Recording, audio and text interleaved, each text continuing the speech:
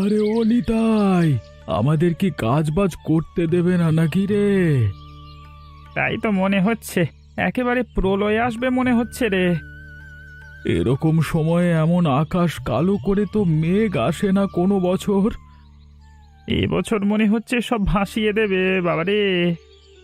তাহলে তো সর্বনাশ হয়ে যাবে। যা যা যা, দৌড় লাগা ভাই, দৌড় লাগা। এত বড় বড় ফোঁটা মনে হচ্ছে যে গুলির মতো গায়ে ঢুকছে রে বাবা। ওই যে ওই যে সামনে কাকাদের পড়ে থাকা চা দোকানের মাচাটা দেখা যাচ্ছে, ওটার নিচে চল আপাতত। কিন্তু ভাই এখানে বেশিক্ষণ দাঁড়াতে পারবো না। কেন রে? আমার মেয়ে আছে একলা ঘরে, এই তুফানের মধ্যে ওকে ফেলে আমি স্বার্থপরের মতো এখানে থাকতে পারবো না দাঁড়িয়ে। তাছাড়া ঘর দোরের অবস্থা খারাপ, কখন যে কি হয়ে যাবে তার ঠিক নেই। সেটা অবশ্য ঠিক বলেছিস, আমার ঘরেরও তো অবস্থা খারাপ। বৃষ্টিতে না সব গলে চলে যায়। চল চল ভাই, আমি চললাম। আমার এখানে দাঁড়িয়ে থাকলে চলবে না, মেয়েটার জন্য আমার খুব চিন্তা হচ্ছে। একা যাস নে ভাই, আমিও যাব তোর সাথে। আরে আমারও তো ঘরের তোর মতনই অবস্থা। একেই বলে ধনীর বৃষ্টি আর গরিবের বৃষ্টি। বড়লোক মানুষেরা বৃষ্টির দিনে এতক্ষণে জানালায় দাঁড়িয়ে বৃষ্টি উপভোগ করছে, আর আমরা দেখো প্রাণের ভয় দৌড়াদৌড়ি করছি। যা বলেছিস ভাই, চল চল, এখন আর কথা বলবার সময় নেই, ঘর বাঁচাতে হবে এখন আমাদের।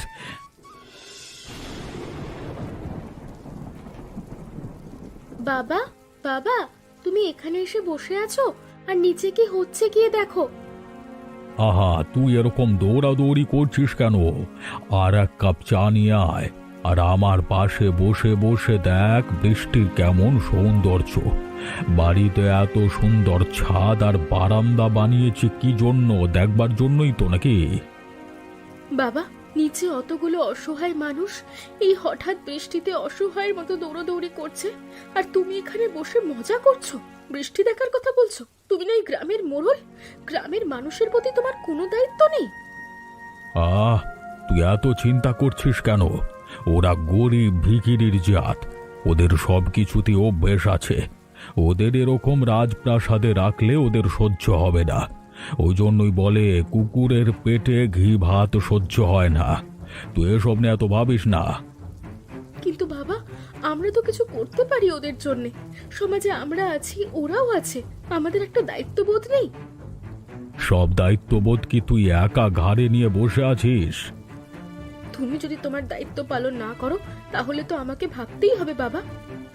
তুই একদম চুপ করে থাক। আমাকে দায়িত্ববোধ শেখাতে আসিস না। তুই তুই শহরে থাকিস, দুদিনের জন্য গ্রামেতে এসেছিস, ওই ভিখিরি জাতিদের নিয়ে তোকে অত ভাবতে হবে না। বাবা, আমি একজন শিক্ষিত মেয়ে, আমি তোমার মতো স্বার্থপর হতে শিখিনি। আমি মানুষকে মানুষ বলে ভাবতে শিখেছি। আর আমি কি মানুষকে অমানুষ ভাবি? মনে রাখবে একটা কথা, যাদের গোয়াল ঘরে থাকবার কপাল তাদেরকে কোনো দিন রাজ সিংহাসনে বসতে নেই। বসালে পায়ের জুতোকে মাথায় তোলা হয়। তোমার এসব ভাবনা চিন্তার জন্যই তোমাকে পছন্দ হয় না আমার। তুই পছন্দ করিস বা না করিস তাতে আমার কিচ্ছু যায় আসে না। এখন যা এখান থেকে, আমাকে একটু মজা করে ওর রঙ্গ দেখতে দে।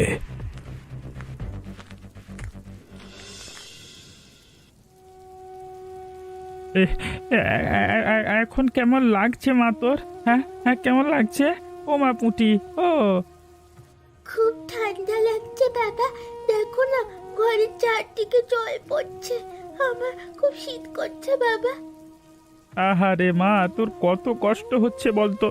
আসলে আমি তো তোর গরিব বাবা, তাই তোকে ভালো ডাক্তারখানাতেও নিয়ে যেতে পারছি না, আর ভালো জায়গাতেও রাখতে পারছি না।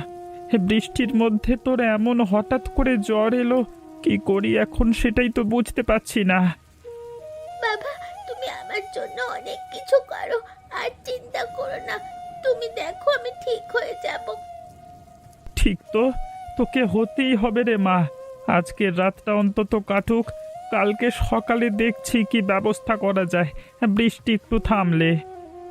তোমাকে এত চিন্তা করতে হবে না বাবা, আমার ঘুম পাচ্ছে, আমি এমনিতেই ঘুমিয়ে পড়বো এখন। কি রে নিতাই, তোর মেয়ে কেমন আছে?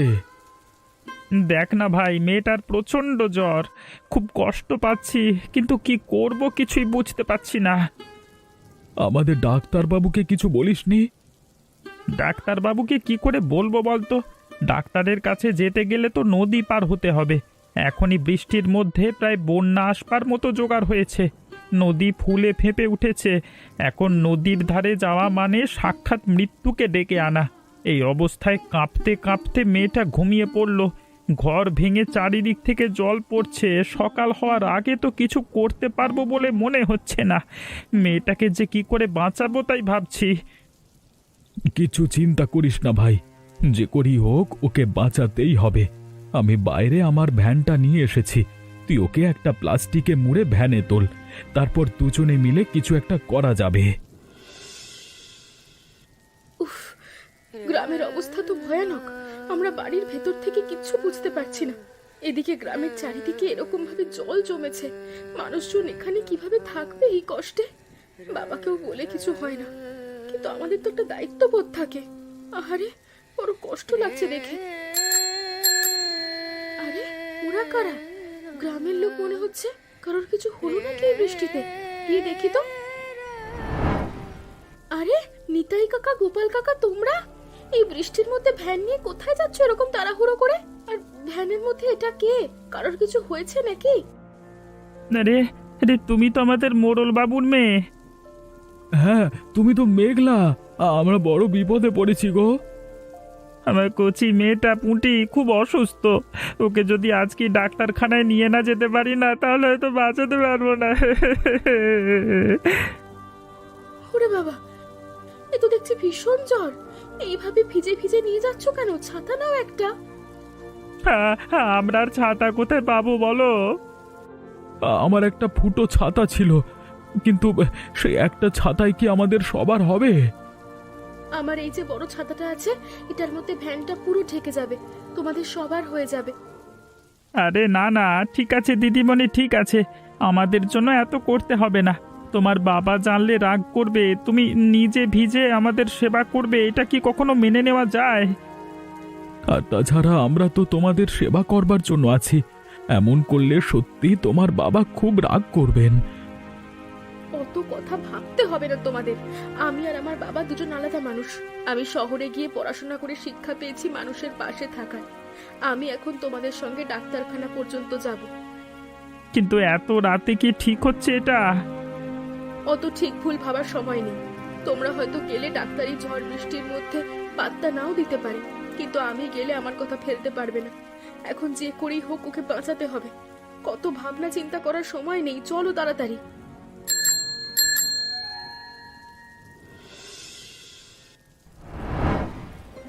কি বুঝলেন ডাক্তারবাবু? আর চিন্তার কিছু নেই তো? না না, চিন্তার কিছু নেই। এখন আমি ঘুমের ইঞ্জেকশন আর ওষুধ দিয়ে দিয়েছি, আজকে রাতটা ঘুমাবে, কালকে সকাল থেকে ধীরে ধীরে ঠিক হয়ে যাবে। আপনি বড় বাঁচালেন ডাক্তারবাবু। আপনি না থাকলে আমার মেয়েটার যে কি হতো সেটা আমি ভাবতেই পারছি না। বিশ্বাস করুন, মেয়েটা ছাড়া আমার আর কেউ নেই। সত্যি আপনার দয়া আমরা মনে রাখবো। আরে না না, আমার দয়ার কিছুই নেই। ডাক্তার তখনই বাঁচাতে পারে যখন ডাক্তারের কাছে রোগীকে সঠিক সময় নিয়ে আসা হয়। তোমরা যে মেয়েটাকে সঠিক সময় আমার কাছে নিয়ে এসেছো এই ঝড় বৃষ্টির মধ্যে, তার জন্যই আমার তোমাদেরকে ধন্যবাদ দেওয়া উচিত। তবে আমাদের একটা অনুরোধ ছিল ডাক্তারবাবু। হ্যাঁ, দয়া করে আপনি মেঘলার বাবাকে কিছু বলবেন না। হ্যাঁ, আপনি তো জানেন যে আমার বাবা কিরকম মানুষ। আসলে আমি গ্রামের গরিব মানুষগুলোর এরকম অসহায় অবস্থা এই বৃষ্টির মধ্যে দেখে আর চুপ থাকতে পারিনি। তাই বাইরে এসে দেখলাম এনাদের এরকম বিপদ, তাই আপনার কাছে ছুটে এসেছি ওদেরকে নিয়ে। এইসব কথা আবার বাবা জানতে পারলে একটা তুলকালাম হবে। সেটা তো অবশ্য ঠিকই।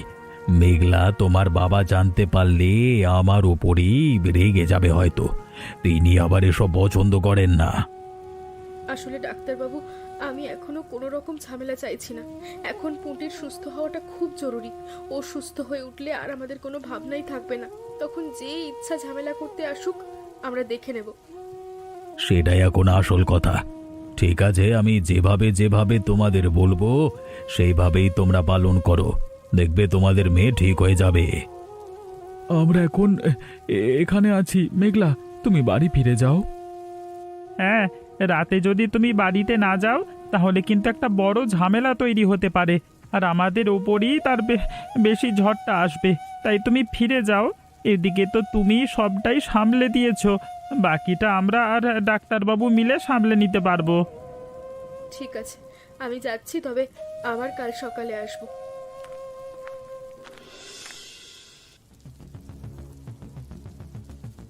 ডাক্তার রমেশ সেন, তুমি কি ভুলে গেছো যে গ্রামটা আমার, তোমার নয়? কেন হরিহর বাবু, আপনি হঠাৎ করে এরকম কথা বলছেন কেন? এরকম বলছেন কেন মানে? তোমার লজ্জা করে না? বড় ডাক্তার হয়ে গেছো নাকি তুমি? তুমি তুমি ভুলে যেও না যে আমার দয়াতেই এই গ্রামে ডাক্তারি করে দুবেলা দুমুঠো খেতে পারছো। কিন্তু আমি তো বুঝতে পারছি না আপনি হঠাৎ করে এরকম কথা বলছেন কেন? বাবা, ডাক্তার সেনকে তার ডাক্তারি ছেড়ে এখানে এইভাবে অপমান করাটা কি ঠিক হচ্ছে? তুমি চুপ করো। দায়িত্ববোধ আর মান অপমানের জ্ঞান না থাকলে দেখছি আমার থেকে বেশি তোমার হয়ে গেছে আজকাল। আর রমেশ সেন, তুমি আমাকে না জানিয়ে ওই ভিখিরিগুলোর সেবা করেছো কেন? আমার মেয়ে কি এই গ্রামের মালিক হয়ে গেছে যে তার কথায় তোমাকে চলতে হবে? দেখুন হরিহর বাবু, আমি আমার দায়িত্ব পালন করেছি, শুধু ডাক্তার হিসেবে এই সমাজের প্রতি আমার এটাই কর্তব্য আছে, মানে যে কর্তব্যটা সেটাই আমি করেছি, আর আমাকে তো সেটা পালন করতেই হবে। আর তাছাড়া আমি মেঘলা যদি নাও আনতো, আমি সেবা করতাম আর কি। বাবা, উনি কিছু ভুল করেনি। আর তাছাড়া তুমি ভুলে যাও যে গ্রামের অসহায় মানুষগুলোর শরীরেও মায়া দয়া আছে, তাদের কষ্ট হয়। তুমি এখানে এত বড় বাড়ির ভিতর বসে থাকো, ওদের দুঃখগুলো তুমি বোঝার চেষ্টা করো না। তুই চুপ কর। শহরে পাঠিয়ে তোকে পড়াশোনা শেখাচ্ছি কি এই জন্য? তুই দিন দিন দেখছি ওই গরিব ভিখিরিগুলোর মতো করে ভাবতে শিখেছিস। ডাক্তার সেন, তুমি এখান থেকে চোখের সামনে থেকে যাও আমার। আর তোর আজ থেকে ঘরের বাইরে পা রাখা বন্ধ। তুই যদি আর এই ঘরের বাইরে পা রাখিস তাহলে আমি তোর ব্যবস্থা করব, সেটা জেনে রাখিস। ও বাবারে, এই ঝড় বৃষ্টির মধ্যে আমাদের সব ভেসে গেল গো। অথচ নদী এমন উত্তাল হয়ে উঠেছে, মনে হচ্ছে যেন আমাদের গিলে খাবে। অথচ দেখো, সামনে এত বড় মোড়লদের বাড়ি আছে, সবাই মিলে ভেতরে আনন্দে আছে, আর আমাদের এই দুঃখ কষ্টে ওরা পাশে এসে দাঁড়াচ্ছে না। মানুষের এমন পাষাণ মন হয় কি করে কে জানে।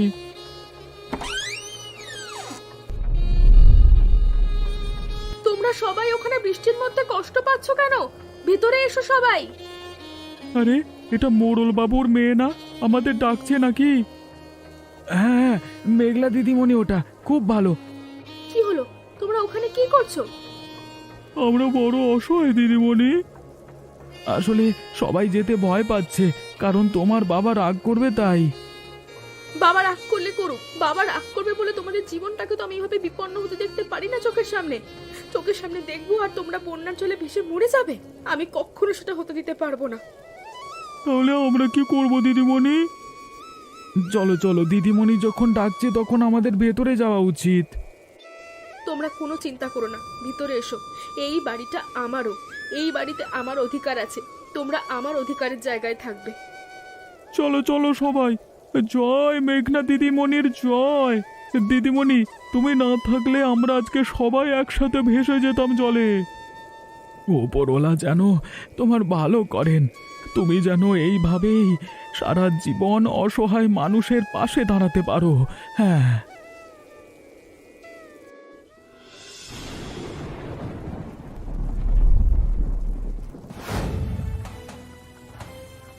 তুই কি শুরু করেছিস মেঘলা?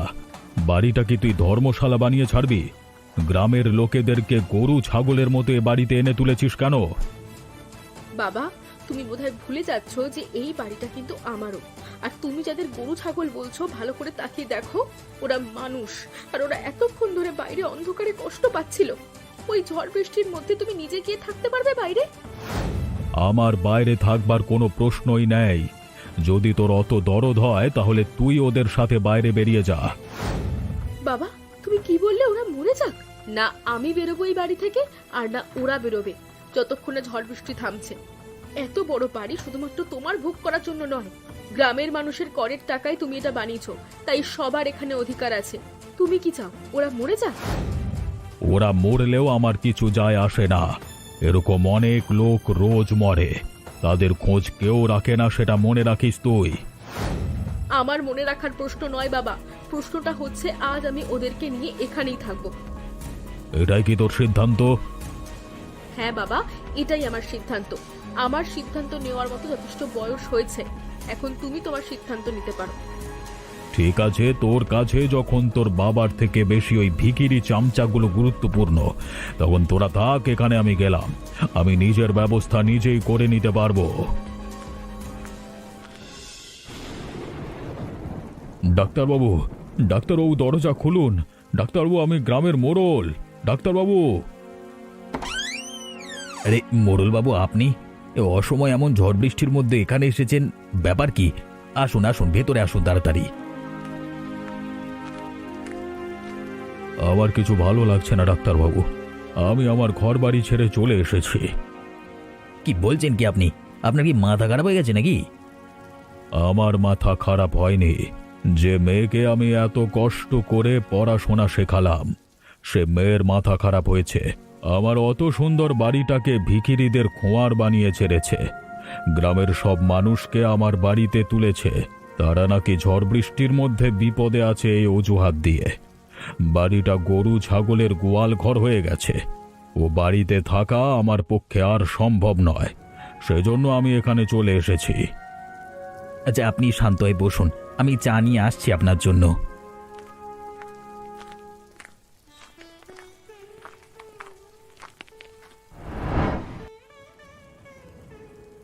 ধন্যবাদ ডাক্তারবাবু। আমি আপনাকে একটা কথা বলবো? হ্যাঁ, বলো, কি বলবে? মোড়লবাবু, আমি আপনাকে একটাই কথা বলতে চাই, সেটা হচ্ছে আপনার মেয়ে কিন্তু ভালো কাজ করছে। গরিবদের পাশে দাঁড়ানো হলো মানবিকতা।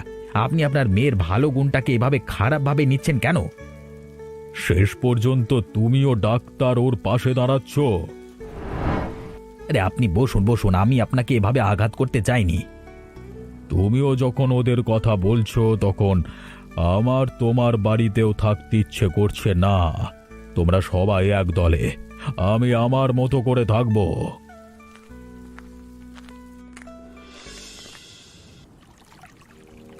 কেউ আমাকে বোঝে না, কেউ আমার কথা শোনে না।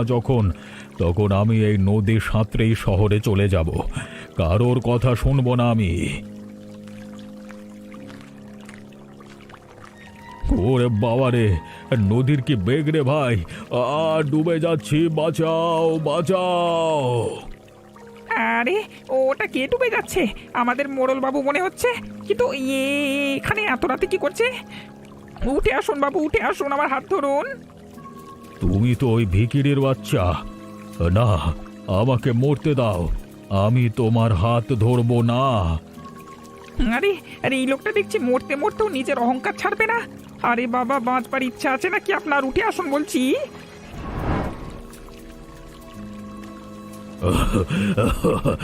ও ও বাঁচালি রে বেটা। তোরা তোরা কে? এত রাতে এখানে কি করছিস? আরে আমরা এখানে কি করছি সেটা প্রশ্ন নয়, কারণ আমাদের তো এটাই জীবন। গ্রামের মানুষের নৌকা নেই, তাই তারা অসহায়ের মতো এদিক ওদিক চলে গেছে। আমাদের এই নৌকাটুকু আছে, তাই নদীতে ভাবছিলাম কোনো রকমে ঘর ছেড়ে, ঘর ডুবে গেছে। আর আমরা সেই গরিব মানুষদের, যাদেরকে সারাক্ষণ আমি অবহেলা করেন, আপনি আজকে আজকে আমরাই আপনাকে বাঁচালাম। হ্যাঁ, তোরা বড় উপকার করলে ভাই। আমি তোমাদের ভুল বুঝেছিলাম, এখন সেই ভুলের সাজা ভোগ করছি। এখন বাবা বুঝতে পারলে তো তুমি কে আসল মানুষ? বিপদের সময় কারা পাশে এসে দাঁড়ায়? আশা করি তোমার বুঝতে আর বাকি নেই। সত্যি, ওরু যদি ওই সময় নদীতে না পৌঁছে যেত, তাহলে তো কিছু একটা বড় সর্বনাশ হতে পারত। আমি ঠিক সময় দেখতে পেরেছিলাম বলে বাঁচাতে পেরেছি, সবই ওপরওয়ালার কৃপা। যাই হোক, শেষ পর্যন্ত বাবু যে আমাদের বেঁচে গেছে, এটাই অনেক। উফ, যাদেরকে এতদিন তুচ্ছ জ্ঞান করে কষ্ট দিয়ে এসেছি, যারা আমার ঘরে এসেছে বলে আমি নিজে ঘর ছেড়ে চলে গেছি, তারা যে আমার প্রাণ বাঁচালো সেটাই আমার বুড়ো বয়সের শিক্ষা। তোমরা আমাদের ক্ষমা করে দিও। তাহলে বাবা, এখন থেকে তোমাকে ওদের জন্য কিছু করতে হবে। ঠিক আছে ঠিক আছে, সেসব পরে দেখা যাবে। এখন যে উনি ফিরে এসেছেন এটাই অনেক। তোমরা সবাই নিজেদের কাজে যাও। আর বৃষ্টি এখন ধীরে ধীরে কমতে শুরু করেছে, ওনাকে বিশ্রাম নিতে দাও, পরে কথা হবে। হ্যাঁ,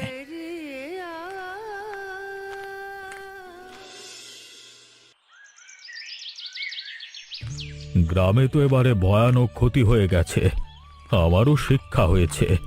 মেঘলা, তুই এসব কিছু দেখে নিয়ে একটা লিস্ট বানিয়ে আমাকে দিবি। আমি সবাইকে ত্রাণের ব্যবস্থা করব। আর তাছাড়া এই বাড়ি ঘর দোর বানিয়ে দেওয়ার সব দায়িত্ব আমার। বাবা, এটাই হচ্ছে সেই মেয়েটা, নিতাই কাকার মেয়ে। এখন তুই কেমন আছিস খুকি? ভালো আছি দাদু, তোমার জন্যই তো ভালো হয়ে উঠেছি। আমি তো তোদের জন্য কিছু করতে পারিনি, সব আমার মেয়ে করেছে। তবে চিন্তা করিস না, এখন থেকে আমি তোদের পাশে থাকব। আর ডাক্তার, তোমাকেও কিন্তু দায়িত্ব নিতে হবে। আগে আগে আগে সবার চিকিৎসার দায়িত্ব এখন থেকে আমার।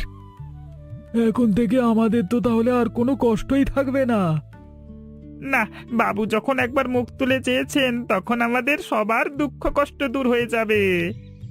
জয় মোড়লবাবুর জয়।